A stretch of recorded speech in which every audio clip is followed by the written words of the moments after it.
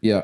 But just the original battle was William Wallace and his soldiers hid on like kind of an island, and there was a small bridge leading to it. So they allowed the English pour onto the island, and that's when they attacked. Yeah, because they're funneled through that bridge and they killed them. Yeah, so you know more details, but I remember that's kind of the gist of it, essentially. So what happens is they let the first wave come on, they destroy the bridge, and they just pick them off in the most brutal way as you can imagine. That's the real life version. And then the ones that are left on land have no choice but to run away. And that's how they won the Battle of Stirling. Yeah. Again, as I said earlier, I think that's interesting. What I think they did in the film, there's a reason that blockbusters are still aping it today. I remember at the time just watching it on that tiny CRT TV on VHS, and the impact it had will stay with you forever. There's one thing that I have to point out as well, right? So they've gotten word that they're going into battle, basically, right, at Stirling, as it is in the film. And they're told of, I can't remember what it's called, but where the English just on horses just run over the... Oh, the cavalry. Cavalry, yeah. It's not the cavalry, though. There's a thing, they mention it in the scene where it's not the cavalry do it, but it's just where it's the action of them just running over that's escaping me. Yeah, I can't remember it, but there's a word, and they go, "What are we going to do?" And then William Wallace looks up at the trees. We'll make spears. Like, sorry, I'm not going to do that again. It was a noble effort, though. Yeah, I'm sorry. I'm not good at Scotland accents, but and that brings one of the best shots of the entire film, in my opinion. It's one of the most tense, because what happens is, obviously at the Battle of Stirling, they come across the nobles are standing there going, "We're just going to surrender. We'll get terms. We'll say yeah, and then we'll fuck off, and then everything will be grand." But then Wallace turns up, because what happens is a lot of the nobles' warriors are going, "I'm not dying for them people." Yeah, like, they're just going to get more land. Peter Mullen, who's a big actor, and the other guy I've never seen in anything else, but they're kind of like the young fella. He's very young guy. They're like a Greek chorus kind of a thing going on. Yeah, yeah. Like, what do they call them up in the rafters of the puppets? Sesame Street. Oh, right. That's a reference to it's going over my head. No, but you know the fellas, the two old fellas. The guys on the Muppet Show. Is it the Muppet Show? Yeah, they're sitting up in the balcony. Yeah. I forget their names. That's the Muppet Show. That's the Greek chorus. Like, yeah, basically, yeah. Which is a great kind of conceit to see what they're all thinking. But they take the time as well. Apparently, on the commentary track, Gibson was like, "Oh fuck, we never got a shot of the English army marching up." And it is, you can just see it, and you're like, "Yeah, these guys will get the fuck out of there." Like, you can see why they're turning away. It does lead to the film's most famous scene, which is the speech. And it is an extraordinary piece of writing. I genuinely thought I was going to bring it and read it out. I happen to have a copy here, actually. Hey! So it's apparently somewhat inspired by one in Henry V. Let me put this back on for a second. So the one in Henry V, I only ever heard it for the first time today. It's the St. Crispin's Day speech, I think it's called. That is saying, essentially, be happy that you're here today, chaps, because for the rest of our lives we'll get to talk about this, and people who aren't here will miss the fact that they weren't here. This takes what I would say is the opposite approach, and it was, so this and Independence Day came out, I believe, the same year, maybe Independence. So it was kind of the era of the great. No, well, Independence Day was 96. That's 96, 96, yeah. So it was hard after that. So it was probably kind of. But that's again, that's a great speech. So this is truly great. But there's an interesting thing, and I actually just get to the line. Come on, I want to scream it. I put it into a word counter. So from the start of it, as I would say, where it actually starts off as a dialogue. So he's talking to the army, and he goes, "It's 180 words."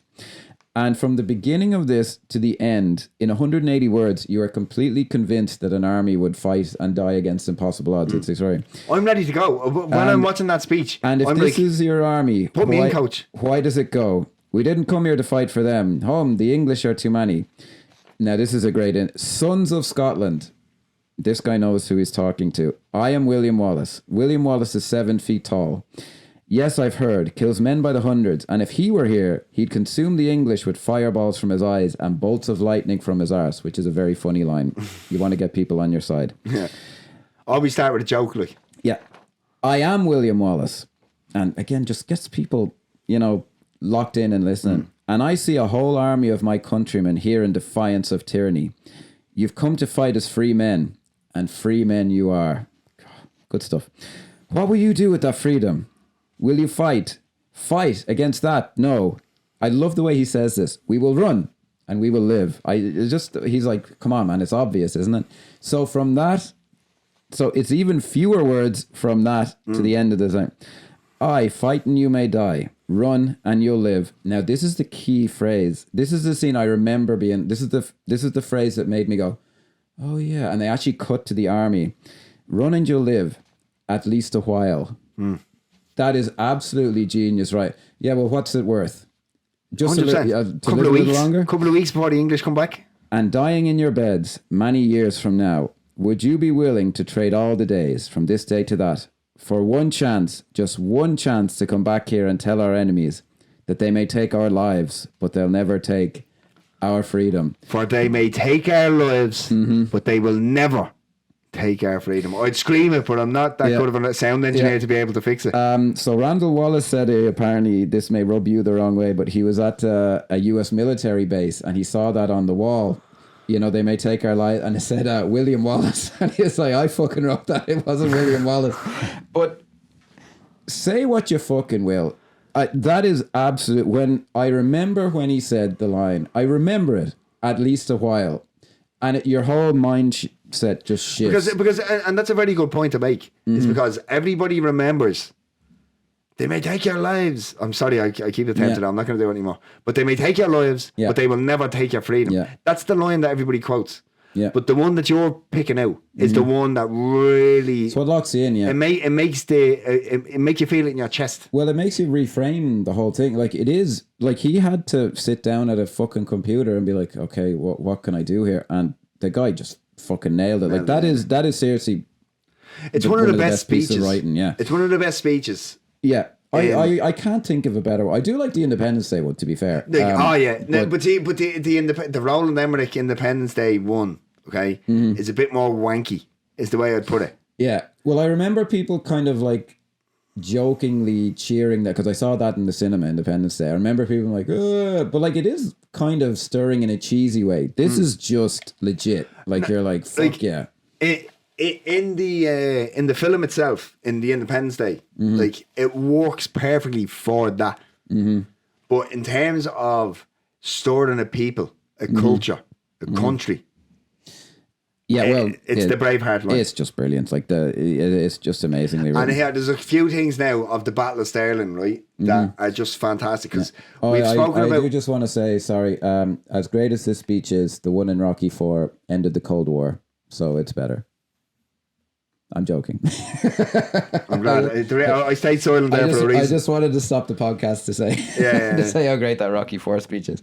But sorry, yeah, it's completely accurate, right, Keith? That's what you're about to say. This 100%. No, but it's not. But one thing that I love in terms of a piece of cinema is how many pitched battles have you seen throughout? Now you can forgive Spartacus, you can forgive Lawrence of Arabia.